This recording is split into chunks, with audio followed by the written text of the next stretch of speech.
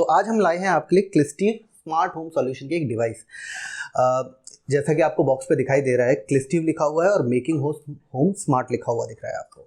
तो अब हम देखते हैं कि इसके अंदर आपको मिलेगा क्या और फिर आपको इसको कनेक्ट कैसे करना है। ये एक प्रॉपर इंस्टॉलेशन वीडियो है। इसके साथ आपको एक हाउ टू मैनुअल भी मिलेगा। तो इस बॉक्स के अंदर आपको मेजरली 3 कंपोनेंट मिलते हैं। एक आपको कनेक्टिंग वायर मिलती है, दूसरा इसके लिए जो स्विच है वो मिलता है और मेन डिवाइस मिलती है। अब इसके अंदर आपको ये 2 वायर्स किस लिए मिली हैं। एक वायर है जो आपके यहाँ पर लगेगी और दूसरी वायर जो है वो आपको एक्सटेंशन के तौर पे दी गई है। अब मैं बताऊँगा एक्सटेंशन आपको कहाँ यूटिलाइज होगा, तो आप उसके लिए थोड़ा टाइम वेट कीजिए। मैं इस बॉक्स को साइड में रख देता हूँ। तो ये हमारे पास डिवाइस है। वैसे इसका आपको वायर डायग्राम उसी के अंदर मिलेगा, लेकिन फिर भी उसकी बजाय हम आपको यहीं पर समझा देते हैं। यहाँ पर है आपके लोड 1, लोड 2, लोड 3 और लोड 4, जैसा कि यहाँ पर मेंशन है L1, L2, L3, L4। और यहाँ पर आपको स्विचेस दिए गए हैं S1, S2, S3, S4। और यहाँ पर आपको एक कॉमन वायर है, यहाँ पर न्यूट्रल जाएगा और यहाँ पर पावर जाएगा। अभी मैं इसको साइड में रख देता हूँ। हम इसको अपने घर का एक होम सेटअप समझ के चलते हैं, जहाँ पर आपके पास 4 स्विचेस हैं। तो अभी मैं मान के चल रहा हूँ ये मेरे पास 4 डिवाइसेस हैं और ये मेरे स्विचेस हैं। तो अगर आप देखेंगे तो एक एक करके मैं इनको ऑन या ऑफ कर सकता हूँ, जो मेरा अभी स्टैंडर्ड फॉर्मेट है उसके हिसाब से।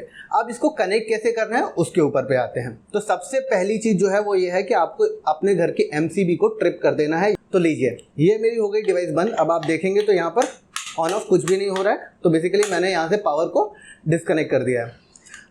हमें इसमें कोई छेड़छाड़ नहीं करनी है। जहाँ पर आपकी जो डिवाइस लगी हुई है, फ़ैन लगा हुआ है या फिर आपका बल्ब लगा हुआ है, वो वैसा का वैसा ही रहेगा। आपका मेन काम है आपके स्विच बोर्ड के अंदर। अब इस बोर्ड में ये जो आपके 4 बल्ब हैं ये लोड माने जाते हैं। तो आपको ये चारों बल्ब के लिए वायर्स आती हैं। खैर यहाँ पर आपको रेड एंड ब्लैक दोनों का कॉम्बिनेशन दिख रहा है, लेकिन जनरली क्या होगा, आपको आपके बोर्ड के अंदर सिर्फ रेड रेड करके चारों वायर आएंगी और न्यूट्रल के तौर पर ब्लैक कनेक्ट होता है, जो कि हमने यहाँ पर कनेक्ट कर दिया आपको डेमोन्स्ट्रेट करने के लिए। तो अब मैं एक काम करता हूँ, इसमें से पहले चारों के चारों लोड बाहर निकाल देता हूँ। तो ये मेरे चारों लोड जो हैं वो मैंने बाहर निकाल दिए, ठीक है। अब आप अगर इस डिवाइस को देखेंगे तो इस डिवाइस में सबसे पहली चीज़ है कि आपको पावर और न्यूट्रल देना है।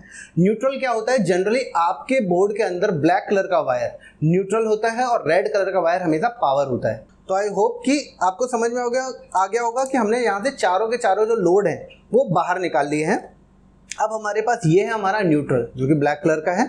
अब यहाँ पर आपकी जो एक्सटेंशन वायर है वो आएगी पिक्चर में, क्योंकि जनरली क्या होता है, जब आपका इलेक्ट्रीशियन आपके घर में वायरिंग करता है तो वो उतना एक्सटेंशन छोड़ते नहीं, एक्स्ट्रा वायर नहीं छोड़ते हैं जो यहाँ तक कनेक्ट हो सके। तो उस केस में आप इसका इस्तेमाल कर सकते हैं। तो मैं इसको निकाल लेता हूँ और फिर यहाँ से वायर को भी निकाल लेता हूँ और फिर उसके बाद इसको छील लेते हैं। तो इसके बाद हम इनको आपस में ज्वाइंट कर देंगे। तो ये मेरा हो गया न्यूट्रल का एक्सटेंशन। तो यहाँ पर अब जो ब्लैक वायर आपको दिख रही है वो अब आपकी न्यूट्रल वायर है, यहाँ पर जो आपको दिख रही है। इसीलिए ये वायर दी गई ताकि आप कंफ्यूज ना हो और आप क्लियरली इसका कनेक्शन कर पाएँ। अब दूसरा है मेरा पावर। पावर आपको कहाँ मिलेगा, आपको हर स्विच बोर्ड में एक ऐसा तार लगा हुआ मिलेगा। ये तार जो होता है ये आपस में सबको पावर दे रहा है। बेसिकली ये आपका पावर आया है और ये आपको आपस में पावर पहुंचा रहा है, ताकि आपको अलग अलग 4 तार ना लगा करके एक सिंगल तार से ही काम चल जाए। तो अब मैं इसमें से पावर भी निकाल लेता हूं। तो ये मेरी पावर निकल के आ गई। अब ये मेरा बोर्ड एक तरीके से किसी भी वायर फ्री है। अब इसके बाद क्या है, आपको टेप लगाना है। आपके पास इलेक्ट्रिकल टेप होगा तो ज़्यादा अच्छा है, लेकिन चूंकि मुझे यहाँ दिखाना है कि कौन सा वायर कहाँ जुड़ा है, इसलिए मैं सेलो टेप का इस्तेमाल कर रहा हूँ।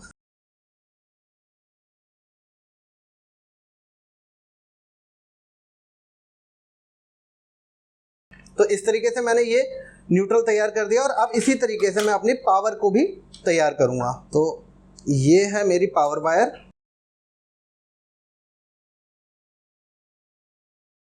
और इसको भी आपस में जोड़ दूंगा।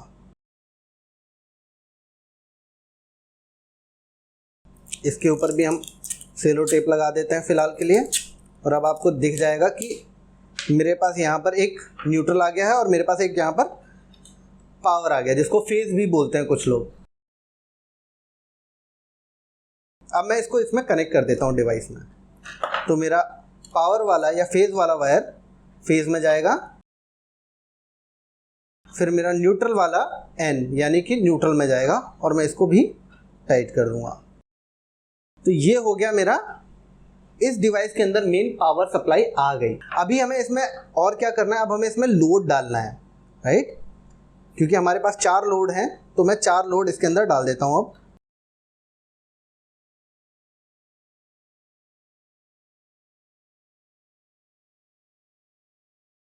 एक बात का आप खास तौर पर ध्यान रखें कि कोई भी वायर किसी भी हालत में आपस में मिले नहीं।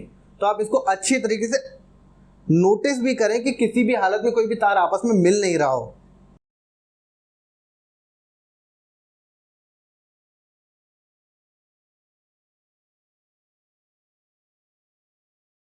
जब भी कनेक्शन करें तो एक बात का ध्यान रखें कि लगाने के बाद एक बार इसको बाहर खींच के भी देखें कि ये निकल नहीं रहा हो। ठीक है, अब ये मेरा आया लास्ट लोड, ठीक है, लोड 4। अब मैं लोड 4 को और कनेक्ट कर देता हूँ, तो मेरे लोड्स भी इसके साथ कनेक्ट हो जाएंगे। तो ये देखिए, ये मेरा इधर की साइड का कनेक्शन हो गया। न्यूट्रल बिल्कुल क्लीन है, पावर बिल्कुल क्लीन है, सारे के सारे वायर्स बिल्कुल नीट एंड क्लीन है, कोई भी वायरिंग कहीं पर भी आपस में टच नहीं कर रही है। इस बात का आपको खास तौर पर ध्यान रखना है। अब आते हैं हम अपनी दूसरी वायर के ऊपर जो इस डिवाइस के साथ मिली थी। इस वायर का इस्तेमाल क्या है, तो ये हमारी जो है वो दूसरी वायर है। इस वायर को भी आपको इसमें पुश इन कर देना है। हाँ, अब आपको ये लगाना कैसे, अगर आप ध्यान देंगे तो यहाँ पर 2 स्पेसिंग दी गई हैं और ऐसी ही स्पेसिंग आपको यहाँ पर भी मिलेगी। तो आपको ये मैच करके लगाना है, अदरवाइज ये कनेक्ट नहीं होगा सही से। तो आप इसको बिल्कुल उसी तरीके से परफेक्टली इसमें अटैच कर देंगे। अब ये मेरा इसके अंदर वायर अटैच हो गया।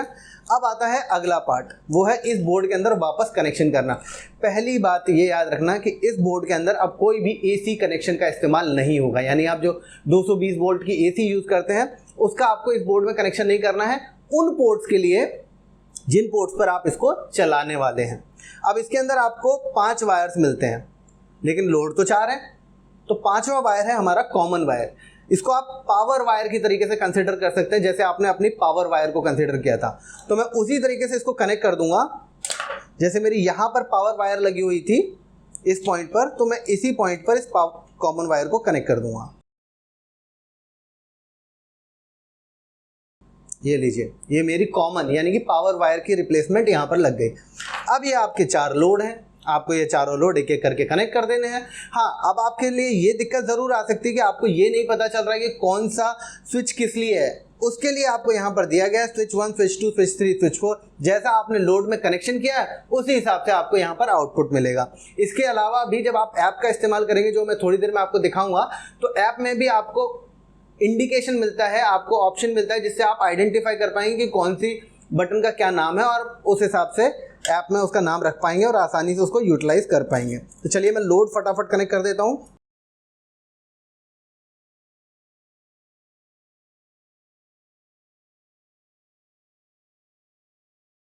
अपना पूरा का पूरा लोड इसमें कनेक्ट कर दिया।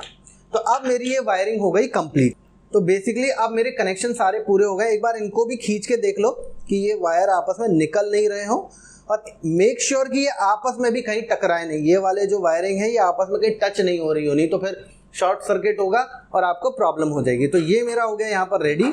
अब ये मेरा वो बोर्ड है जो कि आपके स्विच के तौर पर लगा हुआ, और ये मेरी वही डिवाइसेस हैं, और ये बीच में इंटरकनेक्टेड डिवाइस है जो कि इसके पीछे छुप जाएगा। तो अगर आप यहाँ से भी देखें तो ये बहुत स्मॉल पैकेट है, आप इसको बड़ी आसानी से इसके पीछे भी छुपा सकते हैं।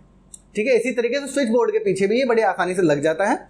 तो देखिए, अब हमने ये पूरी की पूरी डिवाइसेस लगा दी हैं और ये अभी हमारे मैनुअल स्विचेस के साथ चालू है। अगर मैं आपको दिखाऊं तो ये देखिए, ये वाली लाइट ऑफ हो गई, ऑन हो गई, ऑन हो गई, ऑफ हो गई। मतलब बेसिकली आपका ये बोर्ड के साथ कनेक्शन चालू हो चुका है। ये जैसे ही चालू होता है उसके बाद आपको क्या करना है, इसको कॉन्फ़िगरेशन मोड में लाना है। अब 2 तरीके की कॉन्फ़िगरेशन है। एक जिसमें आप घर के अंदर आपके अगर वाईफाई राउटर लगा हुआ है तो आप इसे वाईफाई के थ्रू कनेक्ट करेंगे ताकि आप कहीं से भी इसको एक्सेस कर सकें और यूटिलाइज कर सकें। और दूसरा है जिसमें आप QR कोड के थ्रू इस्तेमाल कर सकें, ताकि अगर आपके घर में कोई भी वाईफाई राउटर वगैरह नहीं लगा हुआ है तो आप आसानी से इसको बिना वाईफाई राउटर के भी इस्तेमाल कर सकें। तो अगर आपको QR कोड में कॉन्फ़िगर करना है तो आपको कोई भी एक रैंडम बटन जिनमें आपने कनेक्शन किया है उनको आपको 8 बार चालू और बंद करना है। 1 2 3 4 5 6 7 8। जैसे आप 8 बार करेंगे तो ये देखिए ये डिवाइस आपकी रिबूट हो गई और अब आपको ये जो लाइट है वो धीमे धीमे ब्लिंक होती हुई दिखेगी, क्योंकि ये QR कोड की निशानी है। ठीक है, अगर आपके पास वाईफाई है, जैसे कि मेरे पास वाईफाई है, तो मैं इसको वाईफाई मोड में डालूंगा। अगर वाईफाई मोड में कॉन्फ़िगर करना है तो उसके लिए आपको 5 बार ऑन ऑफ करना है। 1 2 3 4 5 एंड देखिए फिर से आपकी डिवाइस कॉन्फ़िगरेशन मोड में आ गई और अब आप इसे वाईफाई से कनेक्ट कर सकते हैं। तो चलिए अब इसको हम करते हैं वाईफाई से कनेक्ट और आपको ऐप पर दिखाते हैं कि ये कैसे कॉन्फ़िगरेशन होगी। तो देखिए आपके सामने अब मोबाइल पर हम आ गए हैं और इसके अंदर मैंने ऑलरेडी क्लिस्टिव ऐप को डाउनलोड कर लिया है। आप प्ले स्टोर पर जाकर के भी क्लिस्टिव ऐप को डाउनलोड कर सकते हैं। तो यहाँ पर मैंने क्लिस्टिव ऐप को खोला और यहाँ पर आपसे लोकेशन परमिशन मांगेगा, तो आप इसको while using the app allow कर दें। इसके बाद आपको यहाँ पर मोबाइल नंबर देना होगा, तो मोबाइल नंबर आप दे सकते हैं। मैं यहाँ पर एक डमी नंबर यूज़ कर रहा हूँ। इसके बाद OTP आपको आएगा जो आपके मोबाइल पर आएगा और उस OTP को आपको यहाँ पर 6 डिजिट का OTP होगा जिसको यहाँ पर पंच करना होगा। मेरे पास डमी OTP है तो मैं ऑलरेडी उसका इस्तेमाल कर रहा हूँ। अब यहाँ पर मैं साइन इन कर लूँगा। साइन इन करने के बाद यहाँ पर आपको ऐड डिवाइस करने का ऑप्शन आएगा, लेकिन उससे पहले आपको एक खास बात का ध्यान रखना है कि आप 4G नेटवर्क पर कनेक्ट हो।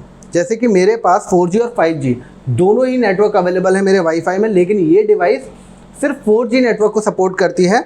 तो आपको यहाँ पर ध्यान रखना है कि आपका जो नेटवर्क आपने जिससे साइन इन कर कनेक्टेड है वो 4G होना चाहिए। तो मेरा ऑलरेडी 4G पर है। ये देखिए यहाँ पर A405 5G भी आ रहा है, लेकिन मैं यहाँ पर सिर्फ 405 नॉर्मल जो कि मेरा 4G नेटवर्क है उससे कनेक्ट कर रखा है मैंने।